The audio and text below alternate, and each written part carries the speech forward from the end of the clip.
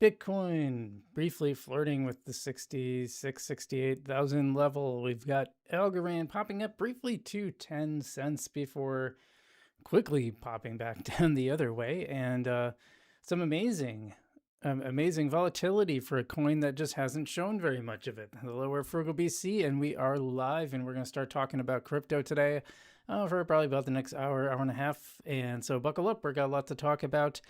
Thanks everyone for watching. We got Alex101 in the chat. You sold all your Algorand yet? Nope. But I have made some sells. That's what I'm doing.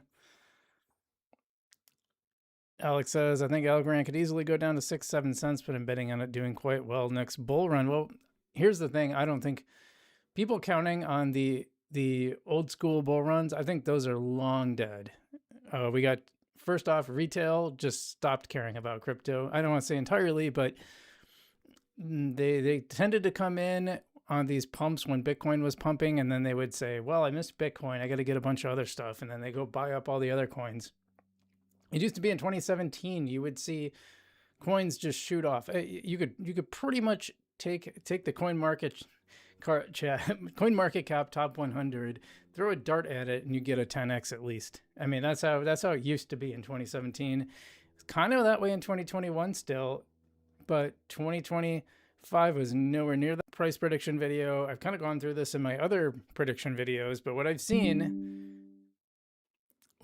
over and over is that the price just tends to follow revenue. So what happens here, my current thesis is that revenue is a signal of product market fit. It means you have actual users using the chain, not just in little side projects, but real projects that have value in the world.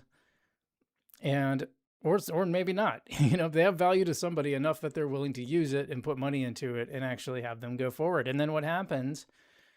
That drives revenue, and revenue tends to drive price appreciation. And you're seeing that coalesce. Look at Hyperliquid. Hyperliquid has done really well lately, and it's had tons of revenue, which means people are actually using it.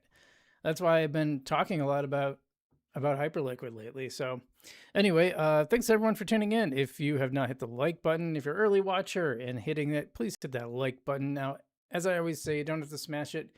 You can just press it ever so gently, and it works just fine that way too. Like button, really important. If you're new here, give us a subscribe. You know, I see a lot about how subscriptions aren't important anymore, and I kind of agree with that, kind of don't, to be honest. I don't think it's not a factor. I think the people who try to pretend like it's not a factor at all, that's just silly. Of course it is. You can't tell me that YouTube is going to give the same consideration to a 100 subscriber channel as it does to a 100,000 subscriber channel. I just fundamentally don't believe that. I haven't seen evidence of that. I know you can. Now you can if you're early on. You know, if you had 100 subscribers and you make an absolutely banger video, most people aren't because it takes a long time to learn. Unless you're an experienced YouTuber and then you start a new channel, that's a possibility. Making videos is not easy. I'm still not good at it, if I'm being honest. I think I've gotten better. I think I'm starting to incorporate some new techniques to make my videos better, but you know, I'm no expert, and I'm, you know, probably not the best live streamer in the world too, but it's fun. And we like doing this because also if you are listening, because I put these live streams as a podcast on Apple, on Spotify, everywhere you get your podcast, you should check that out. Give it a, you know, give whatever they give, you know, give it a 5-star review if you can. That's always really appreciated. Even a 4-star, you know, I'd take a 4-star. I'm not picky, you know, we'll take one of those. And yeah, let's get, well, anyway, enough about that. We should get to the markets, you know. I'm just trying to think if there's any more housekeeping I should do. Alex says, yeah, I agree. It's different now, but don't you think after the Clarity Act is done, the dust has settled, the alts will have their moment? Yeah, a moment is the key word there, though. Here's the thing. The moment is the key word. You know, what we've seen over the last 2 years is that news rarely moves the price in crypto like it used to. It has to be really big news. And, you know, Clarity Act is passing is, well, big news, but also I think a lot of that is priced in already. I think people know this is probably coming. And I don't know, there's some positive. If it doesn't pass, if Clarity Act never happens, it's bad for some of the cryptos, but it's also good for stablecoin holders because it means they haven't taken away the yield loophole, which I like.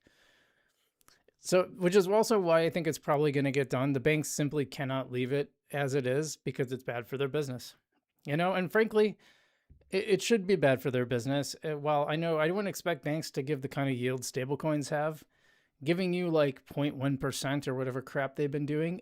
I'm sorry, that's they open the door for competitors. Crypto is forcing them to be more competitive, and I think that's great. So that's my thoughts on the Clarity Act anyway. Let's see, any more housekeeping? Yeah. If you want to get TradingView, we're going to pull up TradingView later. You can get $15 off by going into the link in my description, and the channel will benefit a little bit too, of course. That's about all that's all I got for clips and stuff like that. Green Blue in the chat says XLM and Algo have been semi-responsive to news. I don't always know. Here's the thing: when it does do something, it's usually pretty brief. And it was interesting to see Algorand actually have some volatility to the upside. It's at downside, but not upside. Utsalat says, greetings from Berlin, Mr. Frugal. Well, I appreciate you being here, Utsalat, from Berlin, other side of the world from me, here in the US of A. My heritage is actually German. So German and Polish and a little bit of French.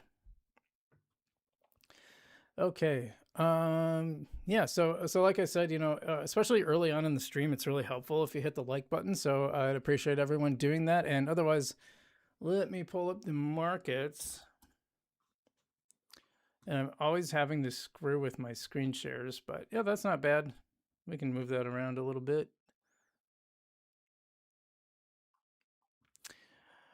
I'm actually having a little pop-up at the moment. Everything is not everything is a little flat. Actually, Hyperliquid still is up, but Bitcoin sitting at 63,000. Now, here's the thing about Bitcoin. It just operates very differently from the other cryptocurrencies. The other cryptocurrencies operate more like companies, and that's how their curve tends to work. So they can really blow up and then crash a lot. And Bitcoin kind of does that too. There's a lot of volatility, but that volatility is starting to decrease. And what you're seeing is it's still following the power curve law math, and it hasn't stopped. Utsalot says you were doing really great, or doing great content, my friend, mostly watching your shorts. Well, I appreciate that. I'm trying to make more of those. Fortunately, I have some help, and I've been running OpenClaw, and I just have OpenClaw make my shorts now. I used to use Wizard AI, but OpenClaw can just make them. It does what Wizard does, except it just makes them, and it puts captions on them, and it looks nice and clean. And yeah, I've been pretty happy with that. So I appreciate that. It's a lot. Thanks so much. Thanks so much for that. Okay, yeah. So Ethereum around 1,700 now. This was around 1,500 not too long, so it's kind of holding a little bit. It's 2% on the week, so not like fantastic, but XRP doing okay. Solana, we're gonna go to the top 10, and then we'll do the ups and downs. Solana is actually doing pretty decent on the week, as is Tron. Also, both of these have pretty decent revenue. In fact, in our price prediction video, I kind of looked at the revenue from Solana back in 2023. It was not great. It was about $1 million a day, which is not, Algorand would kill for that, right? Like there's just like 40-some thousand a year. so it's good, but for the spend, they were spending like 40 million. And their spend went up, but their revenue increased a lot more. So they started closing that gap between revenue and spend on the foundation side, cost side, and that. Hyperliquid at $70, 15% on the week, holding strong. It's been a good buy for me. It's just got so much revenue. Hyperliquid is actually probably doing the revenue of Solana. Currently, maybe not quite that much, but it has like 11 people. So their expenses are super low. They found product market fit. They're filling a niche that needs to be filled. And so, yeah, I'm pretty bullish on Hyperliquid. One of the few cryptos I'm like excited about anymore. That's not Bitcoin, if I'm being honest. At least from, an actual price appreciation perspective. I love the tech. Algorand is great tech. HBAR is great tech. and someone's got to use it. That's the bigger thing. Great tech is good, but if no one's using it, it doesn't matter. And hopefully that'll change. I think it should. Hyperliquid is just a DEX. Yeah. That's the thing. I think the market's going to start rewarding more specialized use cases. I think the days of, I hope nobody's planning to start a new layer one. Green Blue says, meld repegging has me thinking about doing a tuck and roll. Yeah, no, we're going to look at that. We're going to talk about that a little bit today. I talked about that in my channel member video. By the way, link below if you want to become a channel member. You can see videos earlier than anyone else, and you can also see our weekly portfolio and experiment review. I've been doing my Alpha Arcade experiment on there. It's back, and it's actually starting to turn around. So if you want to see the details, definitely get in the channel member. If I get enough of them, if I get enough channel members, I might do a channel member only stream once in a while. What I really wanted to do, I was trying to do one where I'd have a weekly or a monthly call with all my, I had a higher tier. I still have it. Michael, I only have one person in it. And yeah, no one really wanted to, I couldn't, I had a couple people in it, and I would say, hey, when do you guys want to have this call? And they didn't. So did ALGO not also have a DEX? I had something in my mind. Yeah, it was called C3. And it failed pretty spectacularly. I think the main reason was they were not operating in the US, which they also didn't really make clear. So I went to use it, and it didn't really say, hey, you're in the US, you can't use it. It just didn't work. And I was like, what the heck? This thing doesn't work. And, I told people it didn't work. And finally, down the road, someone explained, well, I don't think they're allowed to be in the US. It's like, well, you should probably say that, so people know, instead of thinking like it's just not working, because not working is worse than, to me, not working is way worse than just it's not available. If it's not supposed to be available, my perception is going to be different. By the way, before I go on to the winners, losers, fear and greed down in the 20. So something to keep in mind. Let's see who's winning on the 24-hour. A couple of days ago, it was Algorand. That's over. I think it was yesterday. Let's see, we got DEX with an E at 9%, Aerodome Finance at 8.7, Ethereum Classic 7.8, Hedera, haven't heard of that one, 6.1, Virtual's Protocol, been up there a while, 6%, Quant at 5, Render. I keep forgetting about Render. I think it's super cool. You can rent space, and I'm building my new PC. I'm actually in the process of putting it together. I got the motherboard with all the stuff on it I'm just putting in the power source. I just got to plug in the power source cords. Got to put the GPU in there yet, and then I think I'm good to go. So it'd be kind of cool to make, I guess you can make some money renting out your GPU space. So, man, what the heck, right? A little extra money for not really doing anything. Polygon holding, that's a surprise one. I don't know, my Polygon bag, I'm like, the way a lot of people are underwater on Algorand, I'm underwater on Polygon. Definitely disproved the thesis of throwing the darts at the wall, because it was the case. You could just buy just about any coin, and once the bull run hit, you'd make like a 10, 25x, maybe even more. Like the low case was like 10x, which is wild. That's I think those days are gone. Pancake Swap at 4.8 and Filecoin 4.8. Let's see how about weekly, because I think Hype is going to be high up. Well, Jito, WorldCoin, Aerodome Finance, Uniswap, Celestia, Stellar. There's our Hyperliquid. Yeah, Stellar. People are really happy about Stellar. Now Stellar crashed back down, but still up on the week, which is what you want to see. And you know what? Algorand number 12. So I normally wouldn't, go down this far, but there's our good buddy Algorand at number 12. Sky AI. I haven't heard of that one. SPX 6900. It sounds like one of those scam coins I get in my YouTube comments all the time. You cannot get rid of those.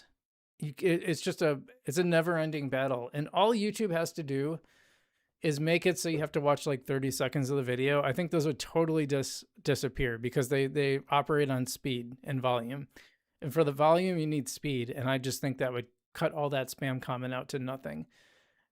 I really wish YouTube would do something about it.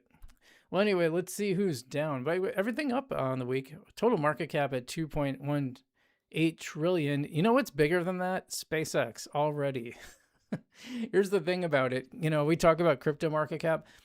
This is tiny. This is why when people talk about quantum, they're going to go after something like SpaceX before they go after crypto. There's companies, that's not even the single company, you know. I think what, Nvidia is like 3 times the size of the crypto market right now. I mean, anyway, yeah, so like I said, Algorand at number 12, that's pretty nice. Nice day for Aave people too. You know, Aave is the one, right? I'm not wrong. Was it AVAX or Aave that had that problem where someone tried to swap and the losses, the impermanent losses were so great that they turned like 3 million or like 1 million into like 40,000 or something like that. Absolutely crazy. Let's see who's losing on the 24-hour is Stellar. So on both charts, on the positive 7-day chart and the 24 on the negative for your 24-hour, Green Blue says it was Aave. I thought it was Aave. The problem is I don't like pay. I sometimes when it comes in the news I pay attention to it and then I don't later. So there's Algorand. See, on Algorand a double lister too, almost. Well, it was just under on the 7-day up, but it was on the 24-hour down, as is near protocol, and it's back down to 215. Maybe we're having like 250 near. So I keep going between being up and being, well, I would be. I'm actually up no matter what because I took so much off the table. I took a lot of profits. And you know what people were telling me, by the way? People were telling me, oh, it's too early to take profits. I'm like, no, it's never too early to take profits. If you got 2x, if you got 3x, you should be taking some off the table for these altcoins. Or you're just going to round trip them and you just never know. Oh, wait, Toncoin is Gram now? What? I don't even know. I can't even keep up with some of this stuff. Yeah, Canton not doing so good. Avalanche, there's our Avalanche. How's that going for you, Opulus? And BitTensor too. You know, I've been hearing good things about BitTensor. Kind of the AI move there. So, well, why don't we go over to, I'm going to go over to Vestige here and see what we got going on. So again, 7-day, not bad for Algorand. Folks is kind of waking up a little bit. That'll be interesting to see. Because remember, this was like, did it get up to like $60 or something? It was crazy. Yeah, otherwise these other ones like Haystack and Alpha, not doing great. I'm kind of back to parity on my Alpha. Now it was at like 500, 600, I think at one point. I should have taken some profits. I follow my own advice, but I was in the experiment. So the main thing was like, I was trying to test the yield to see if the yield would be worth it. Spoiler alert, it's not. But you can go see I've made videos on that. You can go check that out. Let's see, just trying to look at any major, anything over 10% on the week. Ooh, there's our Munko. Yeah, I got a little Munko going on. Actually wearing my B shirt today. If you can see it, there you go, B. It's got Munko in the back. Turning around's a pain in the butt, so I'm not going to do it. Ethereus ETF. And then here's Gold Dow. This is like, there's 2 Gold Dows. I haven't looked into it enough to understand this, but look at this is the one that follows the gram price, and it's actually over the gram price. Now the other one, and this is what Green Blue was talking about.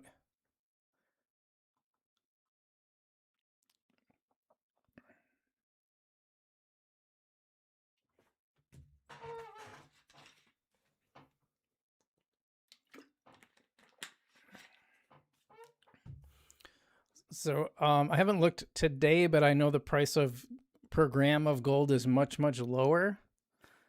And so not great. Not what you want to see here.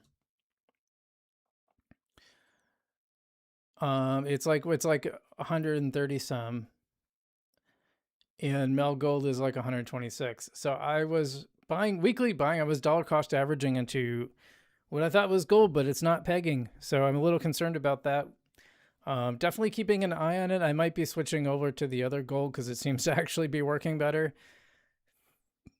So we'll see. It's actually number 16 right now. And they don't go by, or it is by market cap, I think.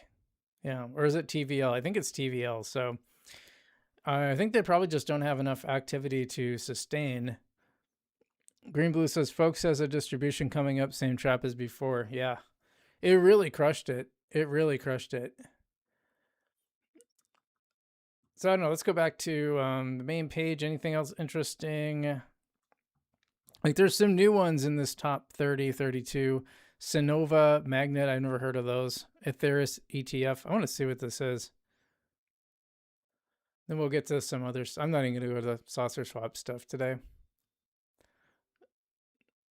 Hey, remember my little boot pattern? I always tell you with the ASAs, like they shoot way up, then they'll come crashing down, then they'll kind of trickle off. Maybe get a little bump, get a little toe on that boot, but let's see. It is a diversified ETF backed by real world and digital assets on Algorand, auto rebalancing for downside protection and market upside. Well, doesn't look like it stopped that downside protection, but here's the thing. I'm just not the biggest fan in the world of these coins. If I'm being 100% honest. Oop, I gotta let the dog in. Just give me a second.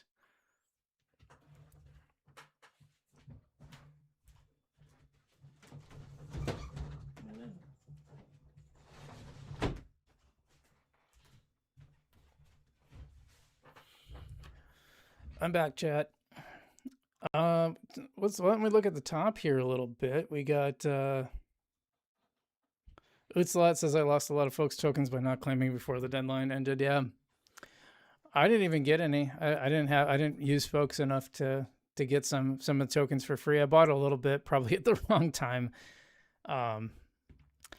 Well, my thesis was that folks is spread out on other coins besides Algorand, and they were getting a ton of listings that most Algorand assets don't. Like they were on a bunch of different exchanges. It did not help. I thought it would, but it did not. Top gainers are interesting. Pheasant pluckers. We've seen that one before. I don't have anything to do with that one, but Donkey DAO. I got a little Donkey DAO. Someone sent me a donkey NFT, and so I get some DDAO from that. Which reminds me, I haven't checked on my staking in a while. I should probably look into that.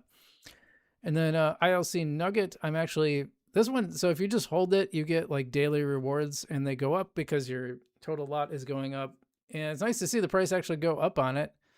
In fact, let me pull up this chart. It's going to show up on here. Let me see. Is that going to show too much? No, probably not.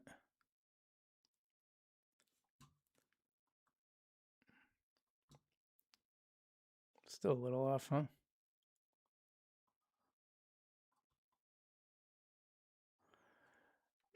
Well, anyway, you can see the buys I made. So I bought $5 of it here, and then I sold $7.50 of it here. So I made a little profit. Everything I have now is Moonbag, but it's been kind of popping back up over time. So that's kind of interesting. And then you get rewards just for holding it. So it's been coming. It's just been slowly trickling in. It's about 3 cents per day for whatever I'm holding. So yeah, that's not bad. Anyway, let me pull up some news.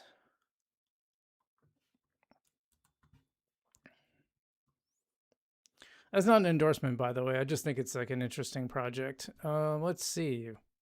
Yeah, I'm going to go through the Algorand news first. So let's look at some Algorand news that I covered during the week, and I got some extra ones too.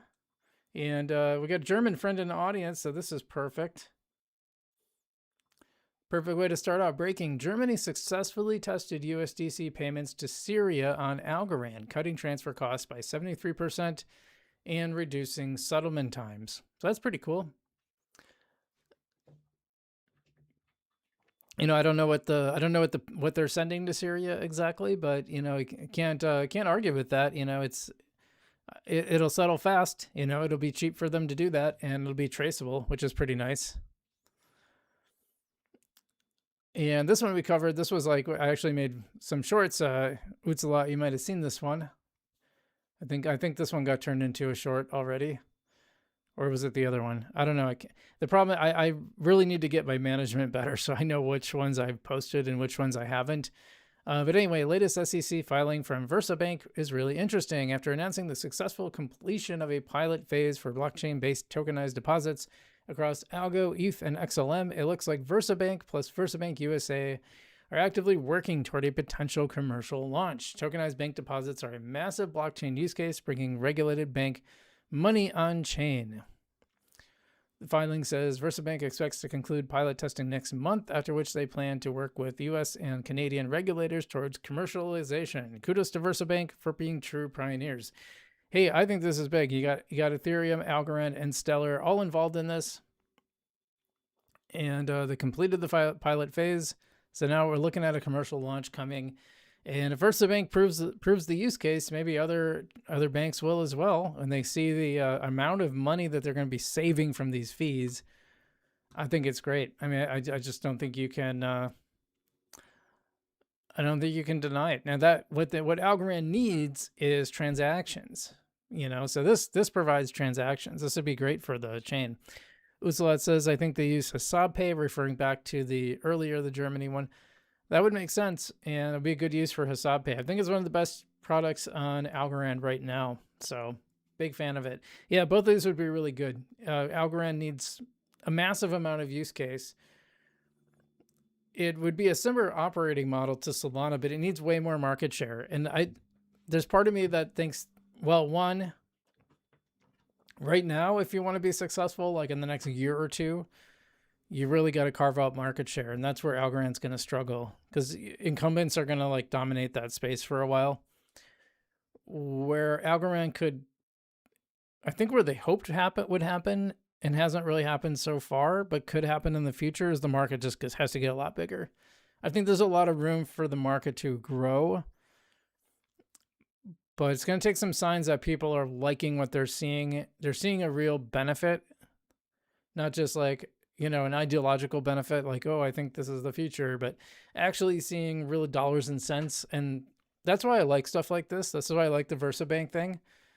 It's less about the individual news. It's about a company seeing the benefit and seeing the use case and saying, well, it makes sense from a dollars standpoint. So I think that's a big deal. Algorand and Near Protocol see massive stablecoin growth. Now I talked about this in my video. It takes a little teasing out. At the time of writing, according to DeFi Llama, Algorand and Near Protocol stablecoin supplies are up 41% and 76% over the past week, respectively. So what I thought was interesting is that the stablecoin supply was going up when the price also was. So normally you don't want to put too much in the stablecoin movement, because it usually just means that people are taking, if the stablecoin goes up, it means people are taking off the market and putting it onto, putting it into the stables. So it's usually a sell signal. And if you see it go down, it's usually a buy signal. But you had it happening at the same time, which I thought was really interesting. And yeah, so Algorand's was at 80, Near's is at 115 million. I'd like to see those get a lot higher. Currently, the pair only rank in the low 30s, beaten out by other networks like Ripple's XRL, Stellar, and Polygon. So yeah, these are still small numbers, by the way. So, I mean, it was worth looking at. I just thought it was interesting because of the pairing, but, it definitely still has to go up. And then I thought this one from Japan was interesting. ALGO has been cleared. ALGO already cleared Japan's regulatory bar. Now the fourth largest economy is pulling crypto into traditional finance, 20% tax by 2028. Digital assets reclassified as financial products, and the mainstream stamp of approval. By the way, Algorand is on their GVCEA green list. So they're getting fast-tracked. So good news for Algorand. And I thought this was kind of interesting. You've been staking, you've been farming, you've been voting. Soon, doing all three will be a little more interesting with little eyes. That's from Tiny Man. It's still, when I go to swap, I still use Tiny Man like crazy. Utsalot said the biggest problem ALGO had was my ALGO wallet train. That was... I'm going to be honest, I kind of built my channel on that incident because I was the only one that really covered it. I mean, I was all three. I did 3 back-to-back videos because there was people needed to know. And you know what? I was still getting, I don't know if I've gotten one this year, but I know as early as last year, as late as last year, I still got someone asking like what they could do about the my ALGO hack. It was important work. I mean, it kind of blew up my channel a little bit, but also like it was good to get people the knowledge to understand what they needed to know. Green Blue says I tried swapping on AVAX the other day and about pitched my phone into the ocean. That's the thing, that's my experience on just about any other chain besides Algorand, which is why I was always such a big fan of it and still am on the tech side. Green Blue says, by the way, Circle is getting beaten up pretty hard this week. If Clarity Act passes, they basically got everyone's yield for free. Interesting. Ootslot, I rekeyed one day before the small wallets got drained too. Lucky me. I rekeyed afterwards, and I made videos on how to rekey because I wanted people to know and be safe for sure. Here's one we never got. Oh, yeah, here's Nugget. He's talking about Nugget providing liquidity in the DDAO Nugget pool will only earn daily Nugget rewards. Not only earn daily Nugget rewards, but also weekly DDAO rewards. So it's literally printing money. Well, I do have both of those, so I mean, it would actually kind of make sense to. We'll see. Maybe I'll do that. I thought this was pretty interesting too. No Algorand on this MasterCard list. I guess they're like included. They just weren't added onto the list of partners. You got Aave on there. I saw some others. Ripple is on there. Polygon is on there. I'm just looking for crypto names.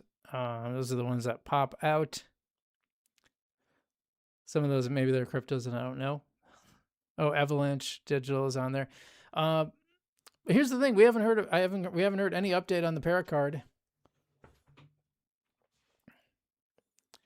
or Project King Safety for that matter. Still waiting.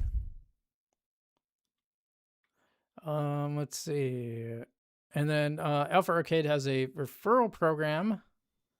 $20 free prediction when you deposit $10 via Coinbase built on Algorand. So I've been passing mine around because why not? Let's see. I think that's all I got for Algorand. Yeah, my algo hack was crazy, and honestly I thought it was going to be the end of.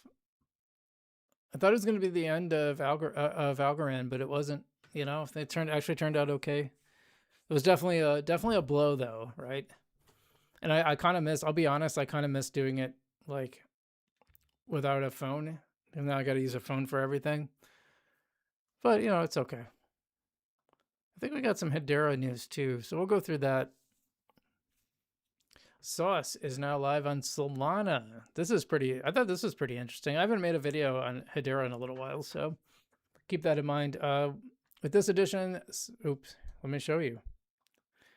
Here we go. With this edition, Sauce is now available across 6 networks: Hedera, Base, Optimism, BNB Chain, Avalanche, and Solana. Bridge through Squid Router directly on the Saucer Swap app. So, hey, if you guys are Sauce fans, I actually did pretty well on Sauce not too long ago on the Hedera side. I thought this was pretty interesting too. Meet HBank in the first Hedera incubator, a neobank for Hedera integration plus access to Hyperliquid, co-issuer of the XUSD stablecoin. And that's it. I thought there'd be a little more. Like it looked like a thread was coming, but it was not. And now they're messed up. Okay. We got this little one from HederaCon. Should we watch this? Let's watch this. I might have included this already. This might be old. Well, it's from May 27th, so yeah, probably old. Oh, because we already had this. Has got anything interesting?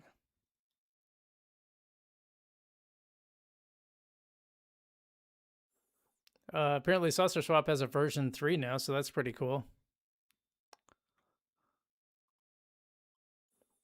Oh, here we go.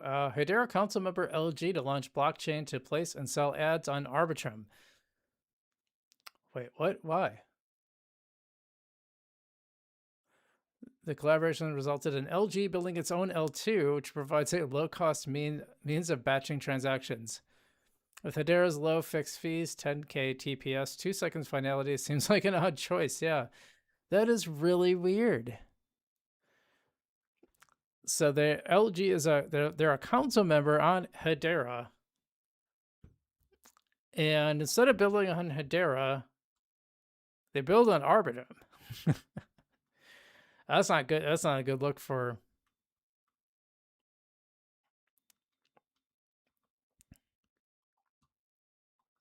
That was a big long. That was a big long video from King Solomon. I like when he has the short ones because I can react to them. His long ones, you know, not much I can do about those.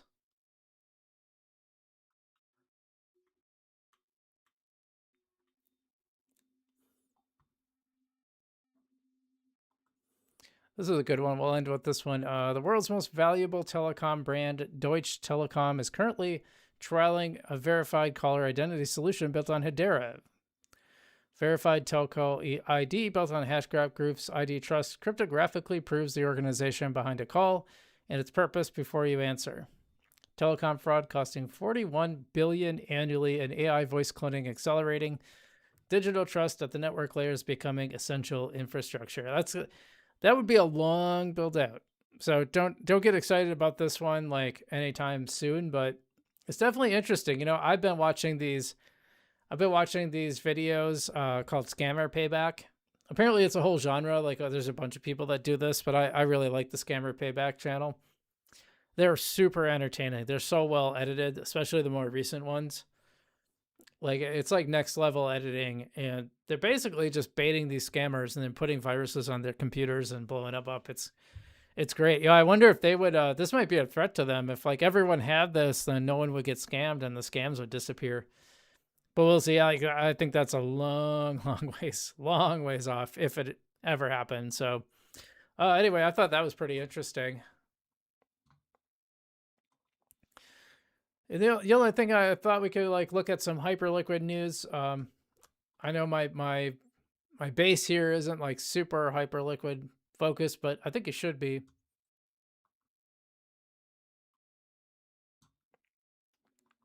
And you know, the thing I talk about with Hyperliquid is revenue. And here you go. Hyperliquid Lab says 82.98 million total ecosystem revenue. Hyperliquid builders generated 205,000 in the past 24 hours, 21.4 thousand unique users, driving 7.1% of total volume, strong adoption across Phantom, MetaMask, Robbie, and more. Which builder metric stands out the most?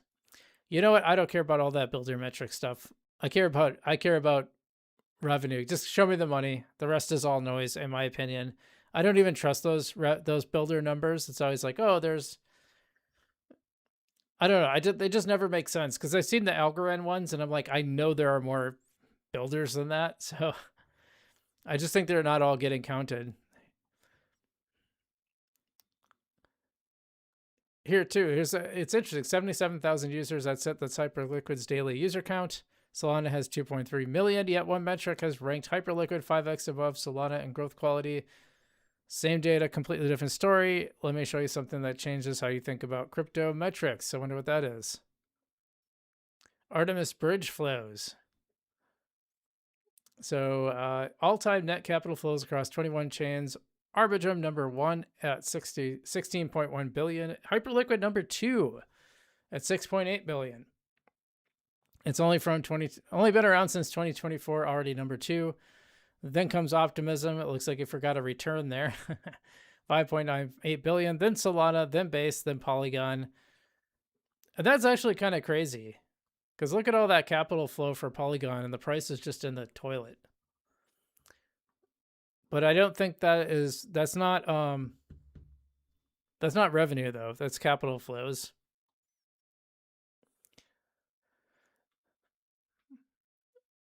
And that's all from 77,000 daily active users. You know, BNB Chain, Solana, Polygon, Avalanche all have more. So people are actually using Hyperliquid, I think that's a fair thing to bring from it. I trust that more than.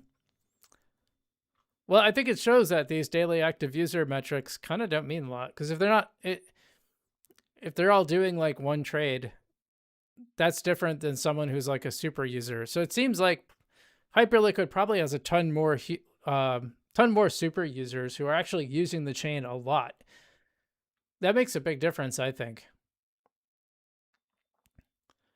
It's a lot there. Anyway, I thought that was interesting here. And then this I thought was interesting. This is back from June 3rd, so it's a little bit old, but highest revenue day for Hyperliquid in the last quarter, 4 million straight to buybacks.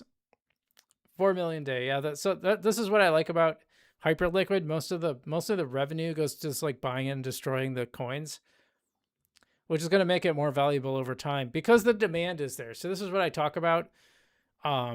People will say, like, you know, they'll talk a lot about the supply and how that should, once the supply is all out, that ought to, you know, drive the price into the moon. Well, it only happens if you have demand. You need demand and then a supply constraint, and then you have price appreciation.